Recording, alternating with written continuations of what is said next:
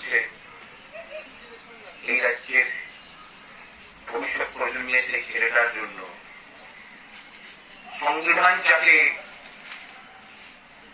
সুশিক্ষার সুপরিকাঠামোযুক্ত শিক্ষার অধিকার দিয়েছে, কিন্তু পশ্চিমবঙ্গ নামক রাজ্যে সরকার পরিকল্পিতভাবে সেই অধিকার থেকে তাকে বঞ্চিত করছে। স্কুলে শিক্ষক নেই, পরিকাঠামো দিনের পর দিন ভেঙে পড়ছে। এমন এমন সিদ্ধান্ত নেওয়া হয়েছে যে একদম প্রত্যন্ত অঞ্চলে একটাই মাত্র শিক্ষা প্রতিষ্ঠান, সেটাকে বন্ধ করা হচ্ছে।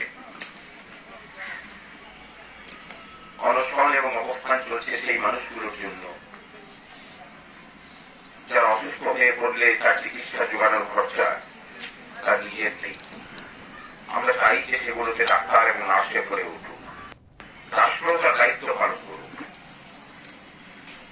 এই চালাতে চালাতে আমরা দেখলাম যে রাজ্যের মুখ্যমন্ত্রী তিনি নিজেই সক্রিয় হয়ে এই শীতের রাতে আমাদের অনশনকারীদের মাথার উপর থেকে আচ্ছাদনটাকে সরিয়ে দিলেন। আমরা কিন্তু খুশি এই কারণের জন্যই যে কর্মচারী শিক্ষকদেরকে, যে মানুষকে, মানুষের অধিকারকে তিনি এতদিন তার নিজের হাওয়া চক্করের নিচে রেখে দিয়েছিলেন, সেই মানুষের অধিকার নিয়েই তাকে এত ভাবিত হতে হচ্ছে যে দিনে রাতে তাদের উৎখাত করার জন্য তিনি সর্বশক্তি নিয়োগ করছেন। অর্থাৎ এই বঞ্চিত শোষিত মানুষ তারা নিজেদের সামাজিকতাটাকে, নিজেদের শক্তিটাকে এমন একটা জায়গায় নিয়ে যেতে পেরেছেন যে স্বয়ং মুখ্যমন্ত্রী যিনি নিজেকে সর্বশক্তিমান বলে ভাবেন এই রাজ্যে, তারও পথে কাঁটা হয়ে দাঁড়িয়েছি আমরা। রাস্তাঘাটে আমাদের সাথীরা, সাধারণ মানুষ জিজ্ঞাসা করছেন যে আপনাদের আচ্ছাদন কবে লাগবে। আসলে ফাঁকা হয়ে যাওয়া আচ্ছাদনটা আমাদের স্পর্ধা আর মুখ্যমন্ত্রীর হেড মস্তকের একটা প্রতিচ্ছবি হয়ে রয়েছে এখানে শহীদ মিনারের ময়দানে। যে অহংকারী শাসক দিনের পর দিন এই রাজ্যের মানুষ, এই রাজ্যের কর্মচারী শিক্ষকদেরকে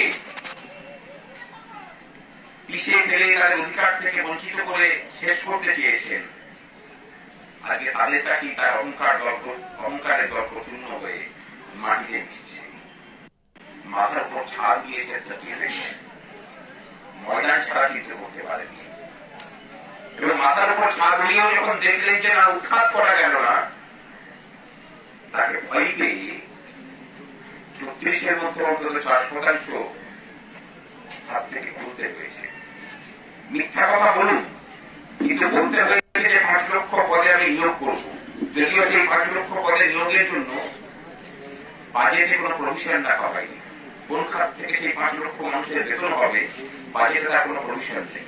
অর্থাৎ আমরা ধরেই নিতে পারি যে ওনার লক্ষ লক্ষ মিথ্যার মধ্যে এই 5 লক্ষ কর্মসংস্থানটাও আরেকটা বুঝুকি ছাড়া অন্য কিছু নয়।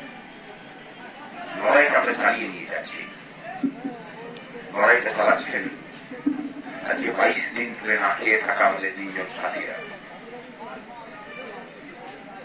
সুমিত নায়ক, নৌশের চৌধুরী এবং শুভঙ্কর ব্যানার্জি।